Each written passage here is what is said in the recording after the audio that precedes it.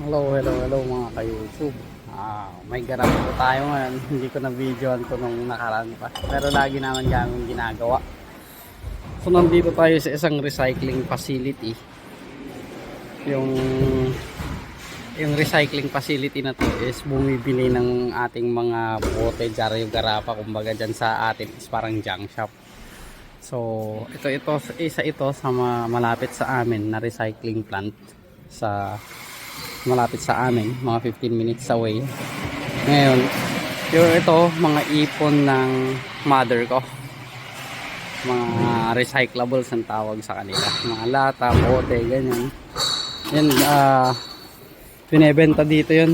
Actually ito ay isang tunay na buhay Canada, no? Lahat actually nag-iipon ng ganyan dahil yung isang piraso ng mga yan is 10 cents. Kaya kung meron kang 100 na mga ganyan na piraso is equal to $10 na rin. Medyo okay na rin kasi yung $10 na yun makakaroon ka na ng makakatulong na rin sa'yo sa pangangailangan sa pakikibaka sa buhay dito sa Canada.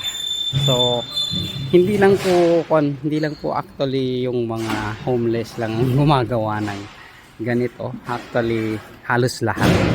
And ito ang rason din siguro na nakikita ko na kaya malinis dito sa Canada na hindi gaano maraming kalat, dahil po dito medyo okay yung presyo ng mga recyclables nila. Hindi po tulad dyan sa atin na yung recyclables natin ay binabarat ng mga umiikot. Kaya kung minsan dinediretso natin sa junk shop yung ating mga recyclable dito. Ayan, so iba-ibang lahi po yung gumagawa nito. Ayan, nabanggit ko kanina yung hindi lang homeless yung mga gumagawa nito. Hindi kwan din, mga residente din, mga kwan dito. Malaking tulong din to after mga 2 buwan, 1 or 3 buwan, ganyan nakakaipon din. And kung minsan yung napagbebentahan ng mama ko is umaabot din ng $50, ganyan. So malaking tulong na rin yun. Pwede ka nang bumili ng yung $50 mo isa, actually pwede nang pang 1 buwan or 1 buwan, pang 15 days or pang 10 days na budget para sa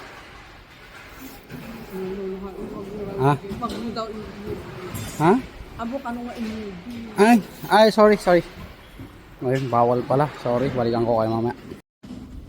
Ayan, tinutuloy ko. Bawal pala yung, ewan ko kung bawal, pero pinigilan ako ng isang nag-ooperate ng recycling. Ang sabi niya is no video please, sabi niya gano'n. Siguro yung, ewan ko kung bawal nga sa loob. Sorry na lang kung sakasakali. Anyway, yung naputol tayo doon sa sinasabi kong hindi lang po yung mga kwan dito, yung mga mahihirap ang nagtitinda ng mga kanilang recycling. Makikita nyo mayayaman din yung iba. So matotal is nababawasan yung garbage nila dahil sa ganito. Tapos isa pa napansin ko is mismong mga residente na yung mga pumupunta sa recycling, hindi na sila yung naghihintay ng mga basurero o yung mga umiikot para bumili ng mga recyclable. Kaya nakakatulong sa kapaligiran o linis ng isang bayan o isang lugar yung ganitong ginagawa. Anyway, meron din tayo dyan na may mga bata din, mga nagpupulot-pulot din. So ayan, and then emphasis dun sa may nagtitinda ng ganyan is nakakatulong talaga sa budget. Hindi ko alam kung may mga videos na katulad nito na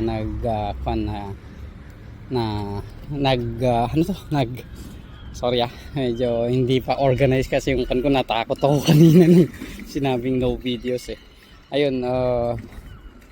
Yung nakakatulong talaga sa budget din kasi experience ng mother ko din saka ng mga kapatid ko is mayroon yung time talaga na yung kumbaga mahina talaga ang kita sa trabaho, kung minsan ganyan.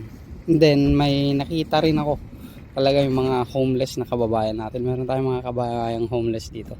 Diyan sila nakakakuha ng pagkain nila. Umiikot-ikot sila sa park, ayun, nagpupulot-pulot. Hindi lang po Pilipino ang gumagawa niyan. Maraming lahi ang gumagawa dito sa Canada, yung nagpupulot-pulot ng pan. So makikita nyo sila sa park. Kung minsan nga sa tren or bus, makikita nyo sila. Yung wag naubos mo na yung mineral bottle mo na water, hihingin nila talagang, will you use that one? Or sasabihin niya, are you saving that one? Sasabihin sa'yo, pag sinabi mong no, could I have it? Sasabihin nila, kukunin nila sa'yo. Ay, kumbaga hihingin nila sa'yo, iniipon nila. So maraming gumagawa nito. Kumbaga is kung iisipin din natin, yung nagpupulot-pulot ka rin ng ganyan, is hindi tinatawanan dito. Hindi tinatawanan or hindi, kung hindi, kwan ba? Hindi, ano to yung term dito, yung kumbaga hindi nila tinitignan na parang marumi or something na masama ang nagpupulot ka ng mga recyclable. Kumbaga dito pag nakita nagpupulot ng recyclable, hindi nila isipin wala ka ng pagkain. Kumbaga is may kinikita siya, nagpupulot ng mga recyclable. Ganun yung tingin dito, hindi yung para bang marumi kang tao or napakababa mong tao pag nagkakan ka ng recycle. Ano may mga sasakyan o mga puti pa yung mga yan nagtitinda ng recyclable. So ginawa ko yung video na to kasi malimit namin gawin to parang every 3 months nakakaipon si mama ng mga recyclable. So pumunta kami dito, nakakaligtaan ko ng maggawa ng video. So ngayon lang ako nakagawa. And yun nga, parang wala rin ako nakita sa mga videos na buhay Canada na gumawa ng video na re-recyclable. So ito yung kaya ako ginawa itong video na to. So ayan, hindi nasasabi ng mga kababayan natin na nandito sa Canada na nagaganto sila. Sa palagay ko lang pero baka meron nang nauna sa akin na gumawa ng video na yung recyclable na yan nakakatulong actually sa pamumuhay dito sa Canada. Malaking tulong kumbaga kung gipit ka tapos may naipong kang ganyan, mayroon kang kumbaga parang alkansya mo yung pagre-recycle ba. Iniipon mo tapos pag medyo gipit ka na, mayroon ka madudukot. Kunin mo yung recyclable, ipunta mo sa mga ganito, mga recycling areas. Ayun, pati bote, pati bakal, tsaka dito is bottle lang. Pero ay, nahanap na ako ng ate ko. Manang! Ayun, nahanap ako ng ate ko. Natuloy ko yung video ko kasi. So marami na yata akong info na rin na naibigay, and then yung iba is sentimiento. So pasensya na sa mga nakwan, pero ayan, isa sa mga way or isa sa mga simpleng pagkukuhanan ng pera dito is yung yan, pagre-recycle. So marangal po ang pagre-recycle, wag po natin ikakaya.